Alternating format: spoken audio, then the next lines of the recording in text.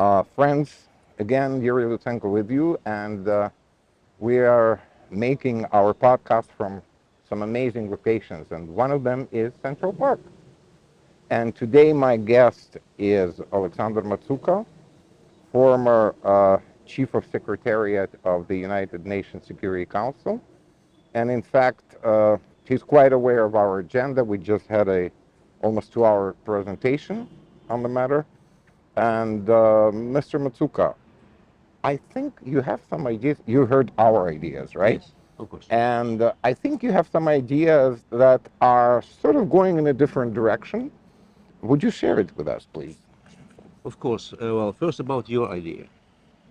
It is legally it's perfect, but as you mentioned during the presentation, well, when we come to the politics, Mm-hmm. it becomes much more difficult because some member states would have to admit that they lived with this for 30 years Yeah, yeah. and kept their eyes closed.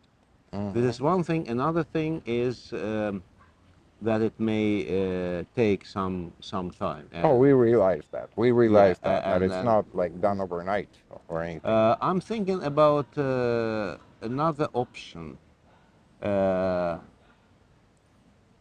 the Article 6 says that a member state which actually doesn't comply with the principle of the organization may be expelled Mm-hmm. from the organization.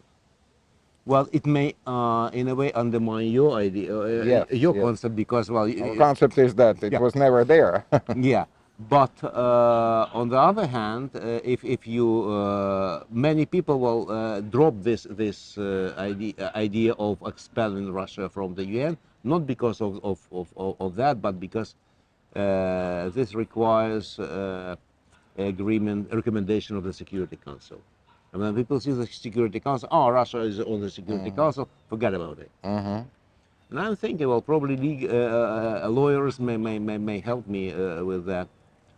Uh, if, for example, the Security Council votes for expulsion of the Russian Federation on the basis of Article 6, and obviously Russia and China vetoes it, Mm-hmm.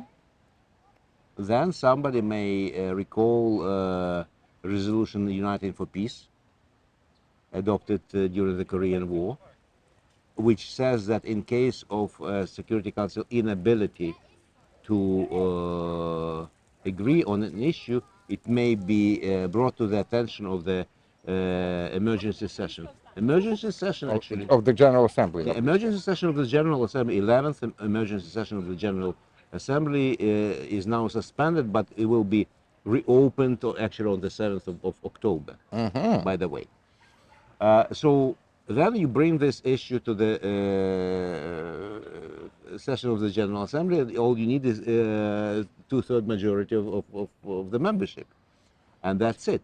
But it requires a lot of Working with a lot of countries. a lot of, yes, a lot of work, not only here at the United Nations, but Of course, also of course. in capitals. It could be at the highest level, and the question is whether it worth the effort. That's a different story. But That's a that's different. why I emphasized during our lecture and our presentation, I emphasized that we're truly asking people from other countries, from countries like Brazil and Argentina, where some Ukrainian diaspora has some senators, and just it has to become a sort of worldwide agenda. Only then we can get a two-third majority.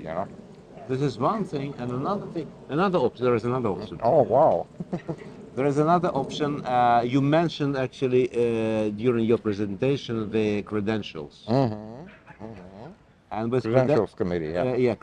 with the credentials of the Russian Federation, it's also an interesting story, because if we don't recognize that the Russia is legally member of the United Nations, well, why should we discuss their credentials? But if put it on the practical background, practical ground, uh, we have a precedent. In 1974, the General Assembly rejected the credentials of South Africa, Yeah, and and we spoke about it yes, today. and it was a vote, and it was for 1 year.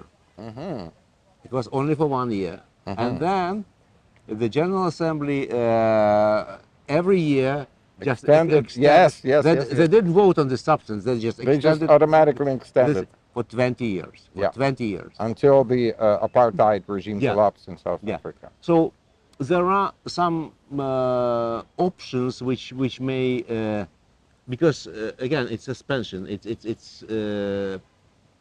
with regard to South Africa, it was a suspension. It was not expulsion, but it actually Well, it basically prohibits equals. them Yeah, to yeah, yeah. participate. I think that well, the question is how what will gain from that, because the Russian authorities most likely they will tell their public that everything is fine, and they will buy it. But otherwise, well, I don't know. As another tool of pressure on the Russian Federation to show them again that basically they're isolated, completely isolated. Then it No, makes because you sense. see, whatever we think of Medvedev, right? But he's still officially a former president of Russian Federation and deputy head of the Russian Federation Security Council. And I mean, one of his recent rants, he wrote something that is actually, I mean, not the those insults that he is spreading all over the place, but one thing he wrote that actually reflects their thinking. He wrote that modern Russia relies on three pillars. A 1,000-year-old history, which is, we know, it's another lie. It's not there. Yeah. Second is the largest nuclear arsenal in the world. And the third is a veto at the UN Security Council. So just punching that veto, Yeah. just, I mean, I don't know, and none from our group knows how many years it will take or a month.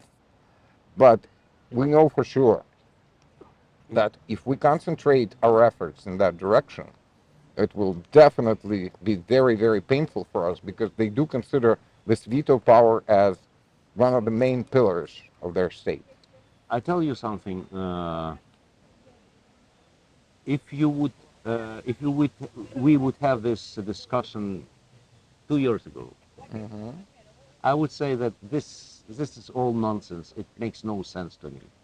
It will never happen. Forget about it.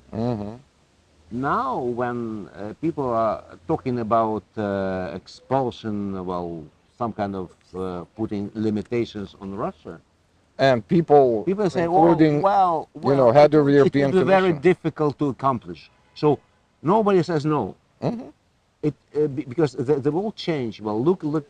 People understand that you cannot annex territories and which you just declare them annexed. You didn't even conquer them. That you and you call them your own. People understand that these guys, well, they are in a way that they're insane, Yes. and it has to there has to be stopped. Well, and in a way, well, look at the history. League of Nations didn't stop the war, but League of Nations, well, identified the two main actually aggressor culprits of this war, Soviet Union and Nazi Germany. Yeah. Well, it didn't stop the war, but by the end, well, everybody knew who did what.